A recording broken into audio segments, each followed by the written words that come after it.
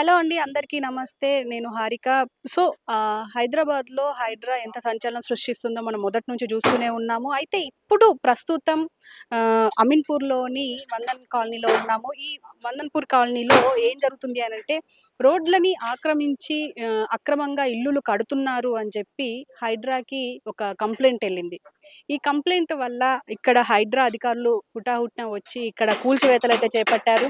దాదాపు ఒక 2, 3 ఇల్లులైతే కూల్చేశారని చెప్పుకోవచ్చు. అయితే వీళ్ళు అక్రమంగా రోడ్లన్నీ కబ్జా చేసి ఇల్లులు కడుతున్నారు అని చెప్పేసి అంటున్నారు. అయితే దాదాపు అంటే ఓనర్స్ అయితే బయటికి రాకుండా జస్ట్ బిల్డర్స్‌ని ముందర పెట్టేసి చాలా అక్రమంగా అంటే వీళ్ళని ఎవరైనా అడ్డగిస్తే కేసులు పెట్టడం, లేకపోతే లాయర్‌లను పంపించడం లాంటివి చేస్తున్నారంట.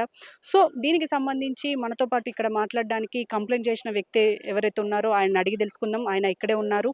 ఆయన కూడా ఏం చెప్తారు, అసలు ఎలా జరిగింది, ఎలా స్టార్ట్ అయ్యిందనేది ఆయన్ని అడిగి తెలుసుకుందాం రండి. సార్ మీ పేరు? నా పేరు రుద్రపాటి లింగమయ్య. సార్.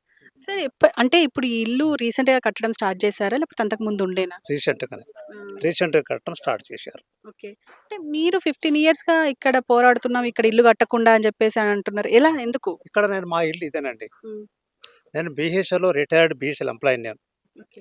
నేను రిటైర్ అయిపోయి 11 ఏళ్ళు అవుతుంది. హ్మ్. ఇక్కడే రోడ్ల మీద ఏమైనా అక్రమ కట్టడాలు కడితే కట్టవద్దని చెబుతూ వచ్చిన. హ్మ్. నేను గూండాయిజం, దౌర్జన్యం చేసే వ్యక్తిని కాదు. ఆ ఆలోచనతో నేను చేయలేదు. హ్మ్. అయితే అక్కడ ఎదురుగుండా ఒక ఆయన నేను వచ్చేసరికి ఆయన కట్టుకున్నాడు. ఆయనను చూసి మేము కట్టుకుంటున్నాం ఈయన స్టార్ట్ చేసిండు. ఓహో!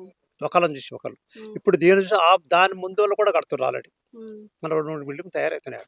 హ్మ్. సరే మనం ఇదొకటి చేద్దాం. ఈ రోడ్డుని క్లియర్ చేద్దాం అని అడిగినాం మేము. హ్మ్. ఏమయ్యా నీకు ఏమున్నాయి చెప్పు. నీకేమైనా కాగితాలు ఉన్నాయా?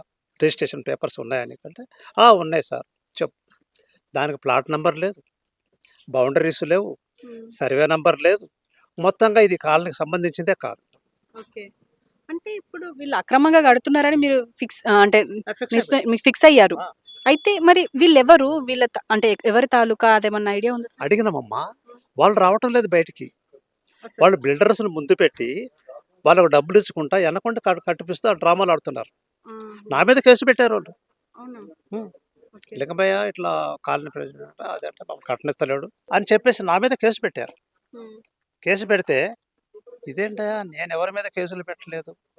నాకు మున్సిపాలిటీ వాళ్ళు చెప్పారు. హ్మ్. కేసు పెట్టు నువ్వని చెప్పారు. అయినా నేను ఎందుకు కేసు పెట్టాలా? మాట్లాడి చెబుదాం. చెబితే వినకపోతే అప్పుడు ఇప్పుడు లక్షలు లక్షలు పెట్టి మేము కేసులు రోడ్ల మీద వాటికి మేమెందుకు పోతాం? అంతే. మాకేం అవసరం? అవును. మా ఇల్లు మా సంసారం ఎవరికి వాళ్ళకి అట్లే ఉన్నాయి. హ్మ్. ఇక్కడంతా సాఫ్ట్‌వేర్ ఇంజినీర్లు. హ్మ్. వందనపురి కాలనీ జనచైతన్య వెల్‌ఫేర్‌లో హ్మ్. ఉన్న వాళ్ళందరూ సాఫ్ట్‌వేర్ ఇంజినీర్లు. వాళ్ళు బయటకు రారు. పొద్దున్న ఎవరి పనులు వాళ్ళకే ఉంటాయి. వాళ్ళ పనులు వాళ్ళకే ఉంటాయి. వాళ్ళ పొద్దున్నే పరుగులు, ఉరుగులు వాళ్ళ సవరాలు. హ్మ్. నువ్వు రా అంటే వస్తారా? ఖచ్చితంగా రూపాయి ఇయ్యమంటే ఇయ్యరు. వాళ్ళు రమ్మంటే రారు. ఈ హ్మ్. కాలనీ యొక్క పరిస్థితి అది. హ్మ్. సరే నేనే జీహెచ్ఎంసీలోను కట్టుకున్న వాళ్ళకు చెప్పుకుంటా చేయకుండా చేశాను. వాళ్ళు వినడం, వదిలేయడం. ఒక్కసారి కూడా అక్కడ ఏం జరుగుతుంది? మరి ఇన్ని సార్లు వస్తుండు. నేను మండల సెక్రటరీని సిపిఐ పార్టీ. హుహు. తర్వాత బీహెచ్‌లో రిటైర్ అయినటువంటి బీహెచ్‌ఎల్ ఏ టు జెడ్ ప్రెసిడెంట్‌గా ఉన్నా. ఓకే. నేను రిటైర్ అయినాక నేనే ప్రెసిడెంట్. ఇక్కడికొచ్చి ఇక్కడ అసోసియేషన్ తయారు చేసి దానికి జనచైతన్య వెల్‌ఫేర్ అని పేరు పెట్టి వీళ్ళందరిని తయారు చేసుకొని కాలనీ బాగుండాలని ఇక్కడ స్తంభాలు గానీ, డ్రైనేజ్ గానీ వాటెవర్ మా హ్మ్. చేతనైన నేను డెవలప్ చేసుకుంటూ వస్తున్నా. ఈ హ్మ్. రోడ్డు కూడా ఎందుకు చౌరస్తా మీద కడుతున్నారు? వద్దని చెప్పి బతిమిలాడి చెప్పిన. హ్మ్. వినలేదు. వాళ్ళకి చెప్పిన. వినలేదు. వాళ్ళేమో కోర్టుకు పొమ్మంటున్నారు. వీళ్ళేమో మాకు పర్మిషన్ ఇచ్చినారంటారు. మున్సిపల్ వాళ్ళు పర్మిషన్ ఇచ్చిండ్రు. హ్మ్. బాధ్యత కట్టుకోమని మేము ట్యాక్సులు కడుతున్నాము. అన్నీ ఉన్నాయి మా దగ్గర. హ్మ్. నీ దగ్గర ఏమైనా లేవో మాకు తెలవదు. అని వీళ్ళు మాట్లాడుతున్నారు. హుహు. గత్యంతరం లేక హైకోర్టుకి పోయినాం. హుహు. హైకోర్టుకి పోతే హైకోర్టు ఏం జడ్జిమెంట్ ఇచ్చింది? డాక్యుమెంటేషన్ పక్కా ఉంది. హ్మ్. ఇది రోడ్డు. వాళ్ళు అక్కడ ఇవుడు కట్టినా గానీ అది చెల్లదు అని వాళ్ళు ఇచ్చారు. ఓకే. ఇచ్చిన తర్వాత మరి మున్సిపాలిటీ వాళ్ళకి చెప్పారు కదా! హ్మ్. వాళ్ళకి కూడా తెలిసింది కదా! ఈ రోడ్ అని. డిక్లేర్ చేశారు కదా! ఆగాలి కదా! అవును. ఆగలేదు. హ్మ్. ఆర్‌డీఎంఏ అని చెప్పి ఒక హెడ్ ఆఫీస్ ఒకటుంది సిటీలో. హ్మ్. వాళ్ళ దగ్గర పోయి వీళ్ళేం చెప్పారంట 2006లో 2006 నా ప్లాట్ ఉంది ఇక్కడ. ఇక్కడ కాలనీ లేకుండే. హ్మ్. కాబట్టి ఏం లేనప్పుడు వాళ్ళంతా ఇప్పుడొచ్చి మాది అంటుర్రు. మాది దొంగ ప్లాట్ అంటుర్రు. సార్ కాదే కాదు వాళ్ళ మాట నమ్మొద్దని ఆ మాట చెప్పినందుకు ఏమి చూడకుండా ఆర్డీఎంఏ చెప్పినాడని చెప్పి మున్సిపల్కి గైడ్లైన్స్ ఇప్పించి వాళ్ళ ద్వారా దీన్ని కట్టుకోవడం స్టార్ట్ చేశారు. ఓకే. ఆర్డీఎంఏ వాడు ఇచ్చిన దాని ద్వారా మేము పని ఏం సార్ అంటే నువ్వు కోర్టుకు పోయి వచ్చినవయ్యా, ఆయన కాదంటున్నాడు, వాళ్ళది ముందంటున్నాడు, వెనకంటున్నాడు అన్నాడు. ఒరే నాయన 1985లో నాది ఉంది, ఇదే నా ఇల్లు. మరి నేను ముందా వాడు ముందా, 2006 ముందా, 1985 వాడు ముందా అంటే నువ్వే ముందు. మరి ఇప్పుడు నేను చెప్తున్నా కదా, మరి ఇప్పుడు చెప్తే ఎట్లా అంటే ఎవరు అడిగారు మీరు? ఆ ఏడది ఇల్లు కడుతున్నాడో వాడికి 2 పక్కల 3 పక్కల ఏమున్నాయో అడిగారు, వాళ్ళు డాక్యుమెంట్లు ఇచ్చారు. ఇది కూడా 1985 నుంచి ఇగో ఈ ఇంట్లో అయింది వెనకది, ఈ పక్కన ఉండే ఇండ్లు. మరి ఎందుకు పట్టించుకోవాలి? ఆ లేటుకి ఇచ్చిండు. అరే ఇచ్చేవరకు ఆగాల కదా నువ్వు, అడగాల కదా నువ్వు. వాడు చెప్పిండు, నువ్వు ఇక్కడ ఇచ్చినావు, వాడికి ఏముందో కూడా అడగలను, మాకేముందో కూడా అడగల. ఇది పద్ధతి కాని సరే వాళ్ళకి అర్థమైపోయింది. ఎవరో ఎట్లా ఉందా అని చెప్పి చెప్పకుండా సైలెంట్గా ఉంటే కట్టుకుంటూ పోయారు. పిల్లర్స్ వేశారు, స్లాబ్లు వేశారు, డోర్లు పెట్టి 2 రోజులు ఉంటే మొత్తం అంతా అయిపోతుంది. ఆ గృహప్రవేశానికి బాగా చెప్పారు, గృహప్రవేశానికి రెడీ అవుతుంది. ఆ టైం లోపల నేను పోయి మళ్ళీ హైదరాబాద్లో కలిసి, సార్ సెక్రటరియట్, అక్కడ పోతే సెక్రటరియట్ పొమ్మన్నారు. ఆయన ఆర్డీఎంఏ వాడేమో నాకు తెలియదు, వాడు చేసిండు. ఎట్లా సార్ అంటే వీళ్ళు ఇనిషియేట్ తీసుకొని మేము అప్పీల్ చేసిన తర్వాత ఇన్స్పెక్షన్కి వాళ్ళ స్టాఫ్ వాళ్ళని పంపించారు. వాళ్ళ స్టాఫ్ వచ్చింది, వచ్చి కూర్చొని మొత్తం ఎంక్వైరీ చేసింది, డాక్యుమెంటేషన్ చూసింది, ఫోటోలు తీసింది, A to Z పక్కగా చేసుకొని అప్పుడు వాడు వెళ్ళారు. వాళ్ళు హెడ్ ఆఫ్ ద డిపార్ట్మెంట్ రంగరాధన్ ఉంటారు కదా, ఆ పెద్ద ఆయనకు వీళ్ళు చెప్పారు. చెప్పగానే ఆయన ఇమీడియట్గా రమ్మన్నాడు, వాళ్ళని వీళ్ళు వాళ్ళతో మాట్లాడాలన్నాడు. మాతో పాటు ఆ ఇండ్లు ఎవరు కడుతున్నారో వాళ్ళు తెలుసు కదా, మున్సిపల్ వాళ్ళకు, వాళ్ళు చెప్తే వాళ్ళు ఆడికి వచ్చారు. ఎట్లా వచ్చారు? అప్పుడు కూడా ఆ ఇంటి ఓనర్ రాలే, ఒక లాయరు, ఒక విలేకరు, బాగా మాట్లాడగలిగిన వాళ్ళను ఏరుకొని మీరు పోయి చెప్పండి రా బాబు, మీరు చెప్తే అయిపోద్దని వాళ్ళు పంపించారు. వాళ్ళు వచ్చి అక్కడ కూర్చున్నాక మాట్లాడించాడు. సరే చెప్పండి అంటే వాళ్ళు ఏమంటున్నారు, వాళ్ళని మాట్లాడమండి అన్నారు. మేము మాట్లాడేది ఏమి లేదు, మా డాక్యుమెంట్సే మాట్లాడతాయి. మేము చెప్పడం ఒకటి వెనక ఒకటి ముందు వద్దు, సీరియల్గా అడగండి సార్, మొత్తం తెచ్చినాం, కట్ట పక్కన నుండి మా కాళ్ళ నుండి అన్నీ తెచ్చినాం, ఎన్ని కావాలో చెప్పు, అది రోడ్ అని చెప్పడానికి. తీసుకొని చూశాడు. రియల్గా పేషెన్స్ పెంచుకోవాలి. అంత పెద్ద కట్టను కూడా ప్రతి పేజీ చదివి, ఈ హైకోర్టు ఇచ్చిన జడ్జిమెంట్ చదివి, ఆర్డీఎంఏ ఎప్పుడైతే ఆర్డీఎంఏ ఉన్నాడు కదా, ఆయన చేసిన రాంగ్ జడ్జిమెంట్ని విని, అరే ఇది ఎట్లాయా, వాడు 2006 అంటే థిక్స్ ఫస్ట్ అవుతుందా? లేదన్నా దొంగోడు ముందు పోయి ప్లేట్ తీసుకుంటాడు, వెనకాల మంచిగా లైన్లో ఉండే లైన్లో వస్తాడు, వెనకాల వచ్చాడు దొంగ, ముందు పోయినాడు దొర సార్ అంటే అట్లనే కనపడుతుంది వీళ్ళు చెప్పే మాటలు. ఆ పెద్ద ఆయన ఆనట చెప్పిండు, మున్సిపాలిటీ వాళ్ళు ఎట్లా ఫాలో అయినరు? సరే మున్సిపాలిటీ వాళ్ళు రావాలి కదా, ఒక్కసారి ఇన్స్పెక్షన్కి రావాలి కదా, కమిషనర్ కానీ టౌన్ ప్లానింగ్ అయినా కానీ ఎవరు రాలేదు. జడ్జిమెంట్ ఇచ్చారు, సంతకాలు పెట్టిన, డబ్బులు తీసుకున్నారు. ఆ డబ్బులు ఎన్ని రకాల డబ్బులు తీసుకున్నారో వాళ్ళకి తెలియాలి.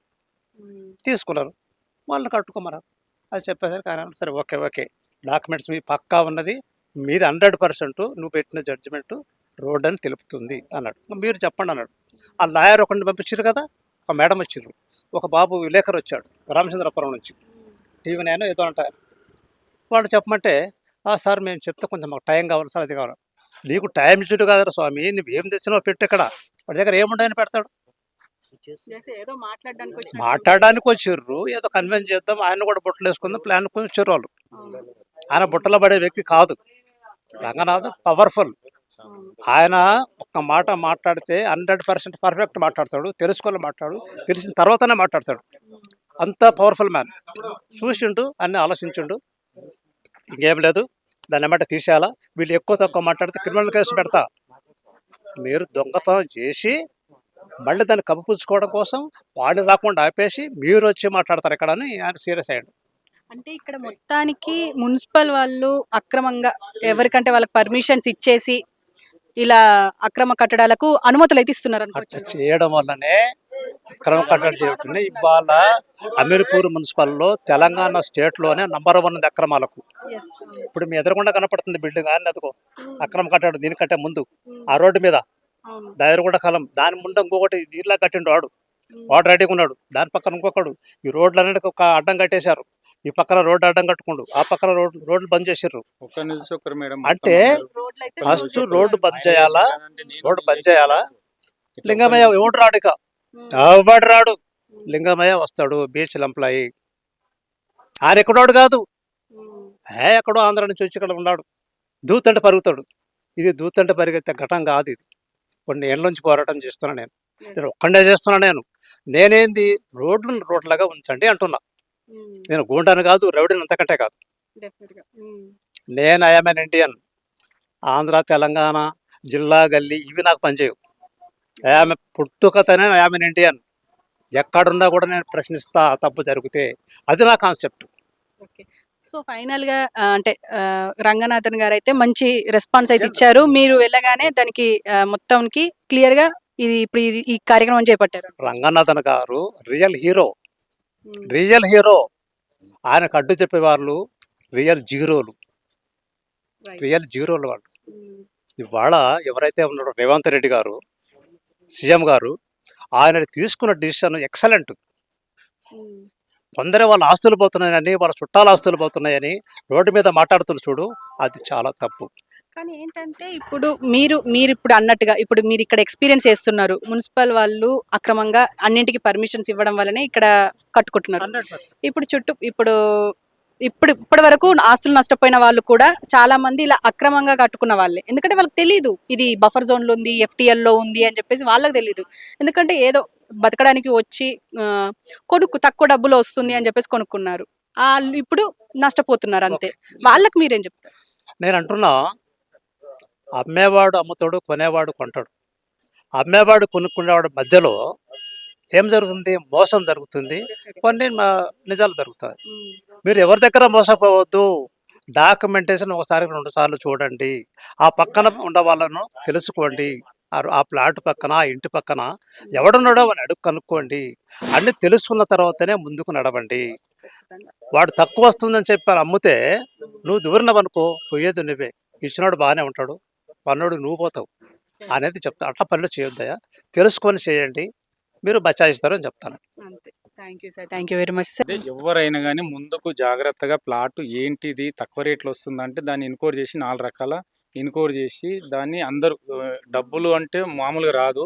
డబ్బు అంటే ఏంటంటే ఇంత కష్టపడి మనం తీసుకునేది ఇక్కడ 50,000 ఉందంటే అక్కడ 20,000కి ఎందుకు వస్తుంది? అది ఎన్క్వైరీ చేసి ఆలోచన చేసి చుట్టువారుగా అందరిని కనుక్కొని కొద్దిగా తెలిసిన వాళ్ళని గిన కనుక్కొని చేసి కొనుక్కుంటే వాళ్ళకి గిన సేఫ్ అయిపోతారు. మనం డబ్బులు చేతికి అందించినామంటే వాళ్ళు తిరిగి రావు మళ్ళీ. తక్కువ రేట్లో వచ్చిందని ముందే చెప్పినాను. ఇప్పుడు అక్కడ కిషరెడ్డిపేట ఏరియాలో అట్లనే జరిగింది. ఒక నంబర్లో వేసి ఒక నంబర్లో కట్టడం. అట్లా కాకుండా గరీబ్ వాళ్ళు కొనుక్కొని తీసుకుంటే వాళ్ళు చేతులు ఎత్తేస్తారు. మేము 50,000 ఉన్నది 30,000కి అమ్మింది ఏంది, ఈ రకం ఉందనేసి నువ్వు సాల్వ్ చేసుకుంటావా, నువ్వు ఏం చేసుకుంటావు అన్నట్టు మాట్లాడతారు. చేతులు ఎత్తేస్తే నష్టపోయేది గరీబ్ వాళ్ళు, కొన్నవాళ్ళే. అది అందరికీ దయచేసి ఏంటంటే అన్ని ఆశ తూసి అడిగేసి చూసి కొనండి, మోసపోకండి, మోసం చేయకండి. గరీబ్ వాళ్ళని మోసం చేయకండి. అమ్మేవాళ్ళు కొనేవాళ్ళు మోసపోకండి అని దయచేసి చెప్పడం. Thank you sir. సో చూశారు కదా, మొత్తానికి అంటే ఇక్కడ అక్రమంగా అయితే అంటే రోడ్లను ఆక్రమించి వాటిపైన ఇల్లులు కడుతున్నారు అని చెప్పేసి అంటున్నారు. ఈవెన్ ఓనర్లు కూడా బయటికి రాకుండా జస్ట్ బిల్డర్లను ముందర పెట్టేసి నడుపుతున్నారు ఈ ఆక్రమణలు అని చెప్పేసి అంటున్నారు. దాదాపు ఈ ఏరియా మొత్తం అలాగే ఉన్నాయి అని చెప్పేసి అంటున్నారు. ఏదేమైనా ఒకసారి అంటే సార్ వాళ్ళు చెప్పినట్టుగానే ఒకసారి ఆలోచించి ఇట్లా అక్రమంగా కడుతున్నారు వాళ్ళు, ఎలాంటి వాళ్ళు, మరి తక్కువ డబ్బులకు వస్తుంది అని చెప్పేసి కొనడం వల్ల ఇప్పుడు ఎంతమంది నష్టపోయారో హైడ్రా స్టార్ట్ అయిన తర్వాత మనం చాలా చూసాము. ఎఫ్టీఎల్ బఫర్ జోన్లో ఉన్నాయి, ఎన్ని పోయాయో కూడా చూసాము. సో కొనేవాళ్ళు కూడా చాలా జాగ్రత్తగా ఆలోచించి అసలు ఏమున్నాయి, ఏం లేవు, డాక్యుమెంటేషన్ ఏముంది, చుట్టుపక్కల ఏముంది అని చెప్పేసి ఎంక్వైరీ చేసి కొనుక్కోవడం బెస్ట్ అని చెప్పేసి అంటున్నారు. ఏదేమైనా దీనివల్ల హైడ్రా వల్ల ఎంతమంది ఉపయోగపడుతుంది అనేది చూస్తున్నాం, ఎంతమందికి నష్టపోతున్నది అని చూస్తున్నాం. కానీ దీనివల్ల అయితే ఖచ్చితంగా ఫ్యూచర్లో లాభం ఉంది అని చెప్పేసి అయితే చాలా మంది చెప్తున్నారు. ఇందులో ఇక్కడ మనం ప్రత్యక్షంగా చూడొచ్చు, రోడ్ల ఆక్రమణని ఆపే విధంగా ఇప్పుడు హైడ్రా పనిచేసిందని చెప్పుకోవచ్చు.